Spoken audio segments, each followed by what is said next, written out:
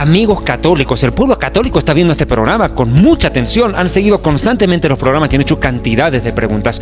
Estaremos tocando un tema muy interesante para nuestros amigos católicos: el catolicismo a la luz de la Biblia, el desarrollo de la Iglesia Católica, cómo se dio la Reforma Protestante, en fin, tantos temas que ustedes han pedido a través de sus correos electrónicos, llamadas telefónicas.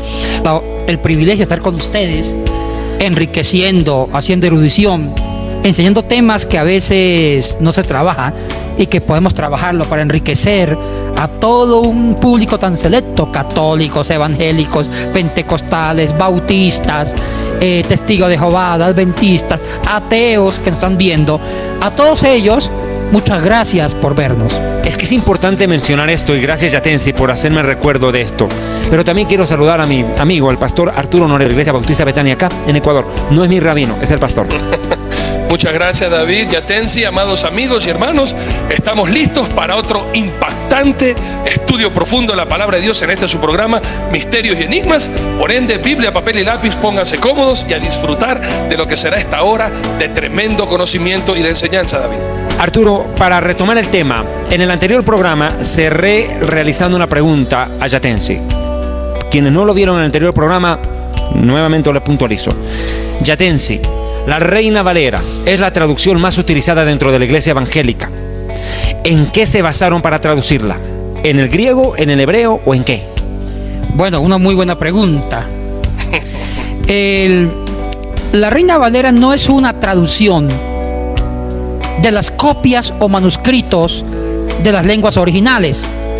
O sea que no es una traducción del griego, ni del hebreo, ni del arameo al español. Es una traducción del latín, de la famosa Vulgata latina al castellano. O sea que no se remonta al original. No. Por una sencilla razón. En el año 341 nació un gran padre de la iglesia llamado Jerónimo. San Jerónimo lo llama. El catolicismo lo llama como San Jerónimo, y murió en el año 420. Este hombre, un hombre íntegro, un gran monje, un gran cristiano, tuvo en su corazón irse a Belén, a un retiro a Belén, en Tierra Santa, y quiso traducir la Biblia, que estaba en unos manuscritos que ya no se conservan, unos manuscritos en hebreo, Antiguo Testamento, arameo, y griego, Nuevo Testamento, traducirlo a la única lengua que era la lengua sagrada a finales del siglo IV, el latín. Habría dejado de ser el hebreo. Bueno, ya el hebreo en los tiempos de Cristo ya no se hablaba.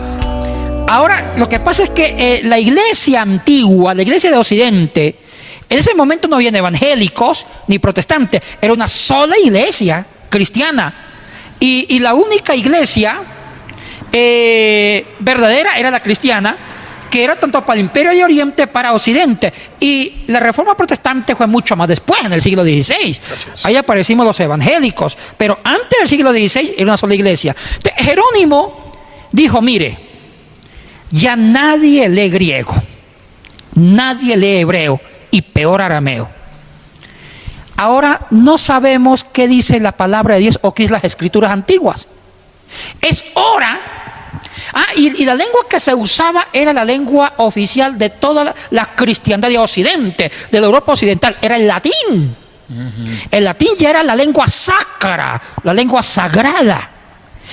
Y los padres de la iglesia, los grandes doctores de la iglesia, los obispos, los pastores, los presbíteros, cuando escribían libros en el siglo II, III, IV, V, lo escribían en latín. Ya el griego estaba desapareciendo. El griego solamente se usaba en Oriente, en el Imperio de Bizancio, en Constantinopla. Entonces dijo Jerónimo: ya los manuscritos en griego y en hebreo, esas copias están desapareciendo. Traduzcamos esas copias de lenguas originales al latín. Y a finales del siglo IV, San Jerónimo tradujo todas las escrituras, griego, hebreo, arameo, al latín. Y mire, David y Arturo, y los que nos están viendo, esa traducción latina desplazó, le hizo sombra a las copias de las copias de los originales en lengua bíblica, en las lenguas bíblicas como griego, hebreo y arameo. La desplazó.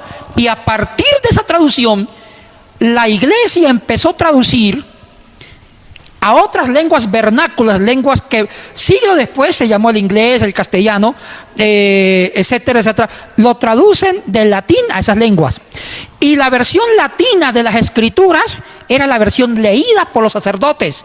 Católicos. Católicos, obispos, porque había una sola cristiandad. La iglesia no estaba todavía dividida. Entonces, todos ellos, obispos, patriarcas de Oriente, leían la Biblia en latín. Y ya ninguno quería estudiar griego y hebreo, si ya estaba la Biblia en latín. Ay. Cuando aparece la Reforma, en el siglo XVI, y uno de los legados, uno de los patrimonios que los reformadores como Martín Lutero, Zwinglio, Calvino, Bullinger, Cranmer hicieron fue traducir las escrituras, ya sea al inglés, a las lenguas vernáculas modernas de aquel entonces, al alemán, al castellano. Y no tradujeron del griego hebreo, tradujeron del latín. Que era más fácil. Era más fácil porque sabían latín. Y la Reina Valera, que es una de las traducciones latinas, o una de las traducciones al castellano más antiguas, estos curitas, los que lleva el nombre Reina Valera, si se sabe cómo se llaman. Casiodoro Reina y Cipriano Valera. Casiodoro y Cipriano eran dos curitas que se convirtieron a Cristo. ¿Cómo? Eran dos curitas, dos padrecitos. Que salieron al protestantismo. Sí, se convierten a Cristo, se vuelven protestantes. Ah, igual que Lutero, ya. Pero estos dos sacerdotes, como buenos sacerdotes de aquel entonces, no sabían griego ni hebreo, pero sabían latín. Entonces, ellos traducen del latín al castellano y nació una linda joya que tenemos que amarla, nuestra amada Reina Valera. Que han habido cambios, han habido revisiones en su castellano, porque la primera Reina Valera es un castellano muy antiguo. Ahora la Reina Valera se ha ido renovando con el castellano mucho más contextualizado. Y hay un problema técnico, porque Jerónimo, cuando traduce las escrituras del griego, hebreo, arameo a latín, él también aumenta y da unos añadidos. Aumenta versículos. Aumenta versículos que no sabemos científicamente dónde los tomó.